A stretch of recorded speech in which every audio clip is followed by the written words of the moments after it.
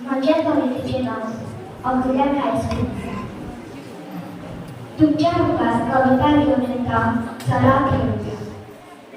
फुलपाखुल्या सैमा अंगणात खेळूया.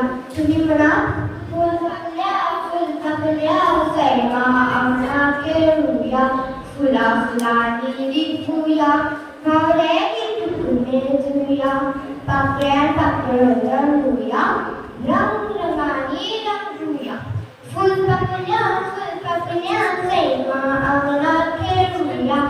दिवाना आम्ही गारूया मनमुनी सपना फुलवूया.